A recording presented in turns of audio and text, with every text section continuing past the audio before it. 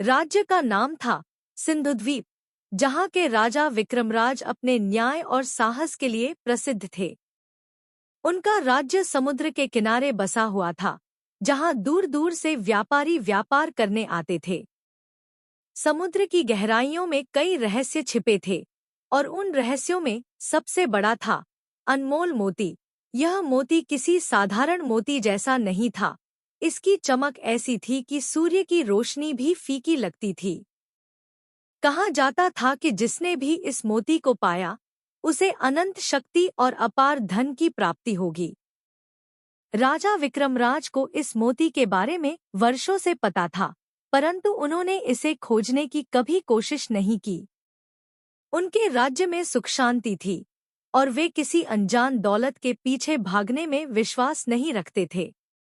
लेकिन एक दिन एक विचित्र घटना घटी, जिसने राजा को इस मोती की तलाश में जाने के लिए मजबूर कर दिया। एक शाम, जब राजा विक्रमराज अपने महल के उद्यान में टहल रहे थे, तभी एक रहस्यमयी अजनबी उनके सामने आ खड़ा हुआ। उसकी आंखों में एक अनोखी चमक थी, और उसने राजा से कहा, महाराज, मैं आपको एक महत्वपूर्ण संदेश देने आया हूँ।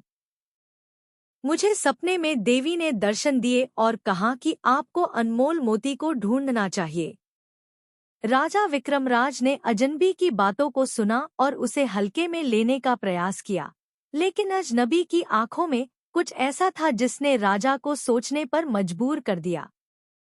उन्होंने अजनबी से पूछा, कौन हो तुम? और इस मोती के बारे में तुम्हें कैसे पता चला? अजनबी ने उत्तर दिया, महाराज, मैं एक साधारण मछुआरा हूँ। मुझे हर रात सपने में एक अद्भुत प्रकाश दिखाई देता है, जो समुद्र की गहराइयों से आता है। देवी ने मुझे निर्देश दिया है कि मैं आपको इस मोती की खोज के लिए प्रेरित करूं। राजा विक्रमराज ने उस अजनबी मछुआरे की बातों को सुनकर उसे महल में रुकने का आदेश दिया और अपने विश्वस्त मंत्रियों के साथ परामर्श किया। मंत्रियों ने इस घटना को एक साधारण सपना समझकर टालने की कोशिश की, लेकिन राजा विक्रमराज का मन अब इस अनमोल मोती को ढूंढने के लिए बेचैन हो उठा था। राजा ने अपने सबसे योग्य योद्धाओं और विद्वानों को बुलाया और उन्हें समुद्र के गहरे रहस्यों की खोज में जाने के लिए कहा। उन्होंने मछुआरे से भी अनुरोध किया कि वह उनके साथ जाए और उस स्थान की ओर मार्गदर्शन करे, जहां उसे वह प्रकाश दिखाई देता था।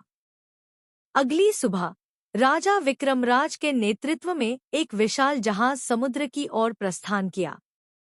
राजा के साथ उनके प्रमुख योद्धा, विद्वान और वह मछुआरा भी था, जिसने उन्हें इस अनमोल मोती के बारे में बताया था। समुद्र की लहरें शांत थी, और सूरज की किरणें जल पर सोने की तरह चमक रही थी। कुछ दिन बीतने के बाद मछुआरे ने उस स्थान की पहचान की जहां उसे वह अद्भुत प्रकाश दिखाई देता था। यह स्थान समुद्र के बीचों बीच था, जहां पानी की गहराई इतनी थी कि कोई अंदाजा नहीं लगा सकता था। मछुआरे ने इशारा करते हुए कहा, महाराज, यही वह स्थान है। यही वह जगह है जहां देवी ने मुझे उस अनमोल मोती का संकेत दिया था। जैसे ही राजा और उनके साथियों ने समुद्र में उतरकर उस स्थान की खोज शुरू की, अचानक एक तेज आंधी ने उन्हें घेर लिया। लहरें इतनी ऊंची हो गईं कि जहाज को संभालना मुश्किल हो गया। सभी योद्धा और विद्वान अपने अपने जीवन के लिए संघर्ष करने लगे। राजा विक्रमराज भी उस विकराल स्थिति से जूझने लगे। तभी उन्हें लगा कि कोई अदृश्य शक्ति उन्हें समुद्र की गहराइयों में खींचने की कोशिश कर रही है। राजा ने अपने साहस से उस स्थिति का सामना किया, परंतु आंधी के थमने से पहले ही उनका जहाज एक अजीब सी चट्टान से टकरा गया और टूटकर बिखर गया। जब राजा विक्रमराज की आंखें खुली, तो उन्होंने खुद को एक रहस्यमयी द्वीप पर पाया। उनके साथी योद्धा और विद्वान भी वहां पड़े हुए थे, लेकिन मछुआरा कहीं दिखाई नहीं दे रहा था।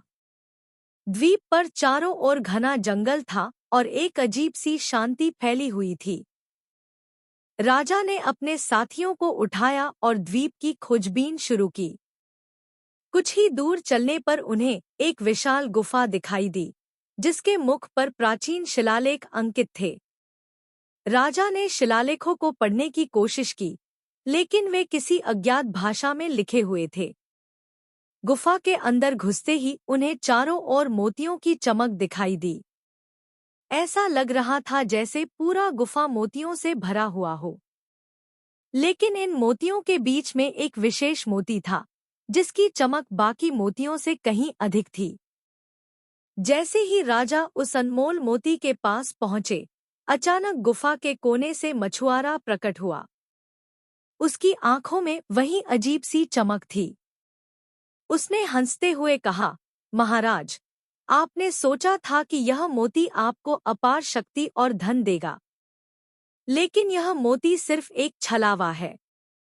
असली मोती तो मैं हूं। राजा विक्रमराज और उनके साथी स्तब्ध रह गए। मछुआरे ने आगे कहा, मैं इस द्वीप का रक्षक हूं। सदियों से लोग इस मोती की तलाश में यहाँ आते हैं, लेकिन वे इस गुफा से बाहर नहीं जा पाते। इस मोती की शक्ति को प्राप्त करने के लिए आपको अपनी आत्मा का बलिदान देना होगा। राजा विक्रमराज ने मछुआरे की बातों को सुना और समझ गए कि यह एक जाल है। उन्होंने अपनी तलवार निकालकर कहा, हमारे राज्य में लोगों की भलाई के लिए मैं इस जाल में नहीं फंस सकता। मैं अपने साथियों को लेकर इस द्वीप से वापस जाऊंगा। मछुआरे ने हंसते हुए उत्तर दिया, महाराज, यहाँ से बाहर जाने का कोई मार्ग नहीं है। इस द्वीप का रहस्य यही है कि जो भी यहाँ आता है, वह कभी लौटकर नहीं जा पाता। राजा विक्रमराज ने अपने साहस को संजोया और मछुआरे से कहा, यदि यह मोती अनमोल है, तो इसकी रक्षा के लिए मुझे अपनी जान भी देनी पड़ी तो मैं तैयार हूँ।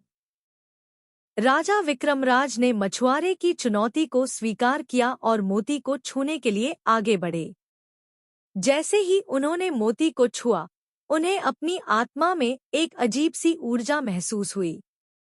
यह ऊर्जा इतनी शक्तिशाली थी कि उन्होंने अपनी आंखें बंद कर ली। अचानक एक तेज प्रकाश फैला और गुफा में एक अदृश्य दरवाजा प्रकट हो गया। राजा ने अपने साथियों को इशारा किया और वे सभी उस दरवाजे से बाहर निकल गए। जब वे बाहर निकले तो उन्होंने देखा कि मछुआरा अब एक साधारण व्यक्ति की तरह दिखाई दे रहा था। उसकी आंखों की चमक गायब हो चुकी थी। उसने राजा से कहा, महाराज, आपने अपनी आत्मा का बलिदान दिए बिना इस मोती की शक्ति को प्राप्त कर लिया। आपने मेरे श्राप को तोड़ दिया है। अब मैं इस द्वीप का रक्षक नहीं हूँ। आप ही इसके सच्चे मालिक हैं।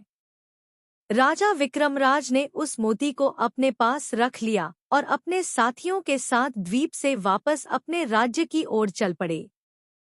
वापसी के बाद जब राजा विक्रमराज और उनके साथी सिंधुद्वीप पहुंचे, तो राज्य के लोगों ने उनका भव्य स्वागत किया। राजा ने उस अनमोल मोती को अपनी रानी के पास रखा और घोषणा की कि यह मोती राज्य की समृद्धि और शांति का प्रतीक होगा।